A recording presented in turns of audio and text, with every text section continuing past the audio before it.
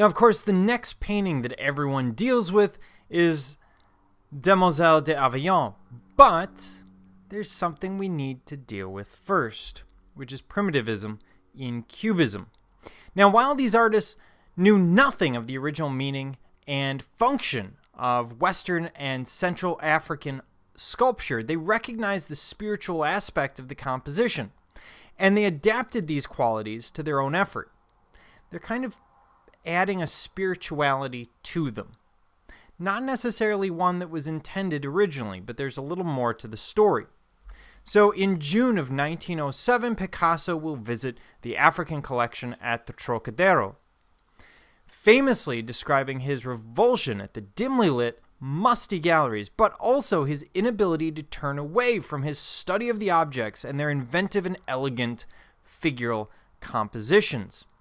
And to give you some idea, this is what that would have looked like. So we don't see what we see today with long paragraph explanations of exactly what you're seeing and everything laid out separately. Instead, it's pretty much just a crowded room like your grandma's attic turned into a museum. And the result is Picasso doesn't know this is what this mask means, this is what that sculpture means, because it's not listed. It's not seen as particularly important at this point. So that will be key. The African sculptures, he said, helped him to understand his purpose as a painter, which was not to entertain with decorative images, but rather to meditate between perceived reality and the creativity of the human mind, to be freed or exercised from freedom of the unknown by giving form to the unknown. As he saw it, these pieces were not trying to replicate something with realism. Instead, they were freed to do whatever the imagination wanted. And so he's going to try and mimic that in much of his art. Now, this will be obvious in some cases, but in others, a little less so. But hopefully it gives you some basis of understanding as we move into 1907 and Picasso's completion of Demoiselles D'Avignon, which we see here.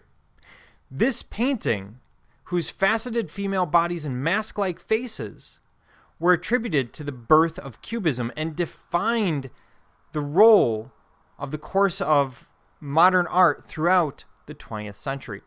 Now, as we look at it, a little bit of history. First of all, this is less than a year after Gertrude Stein. Secondly, Picasso is actually working on this for the better part of a year. It starts out as two Spanish naval officers coming into a brothel and the three women on the left exposing themselves or showing themselves to these clients who had just come in. Well, we see that that has definitely changed dramatically. So, having looked at Gertrude Stein, we can also look at this and start to pick it apart. Now, we're going to leave aside the masks for a moment. So we're not going to worry about the face of the woman on the left or the two on the right. I'm going to look at the two in the center as examples.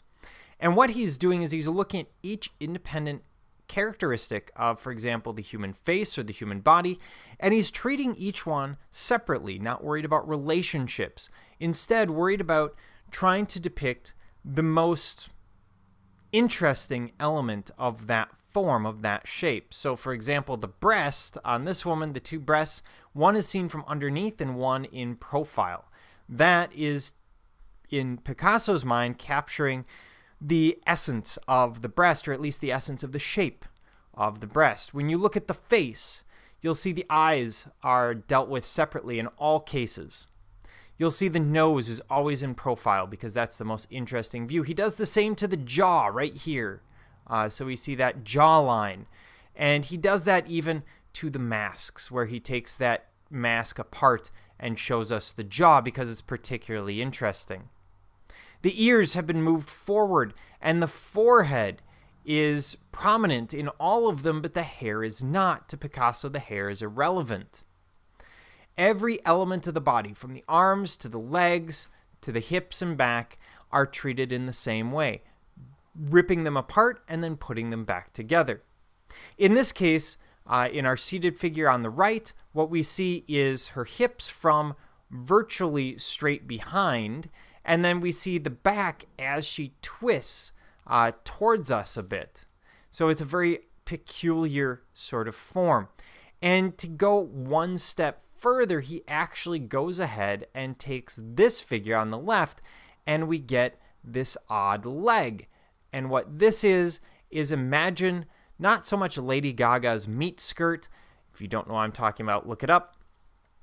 But instead, imagine that someone has taken a human leg, removed the bone from it, and then laid out the muscle.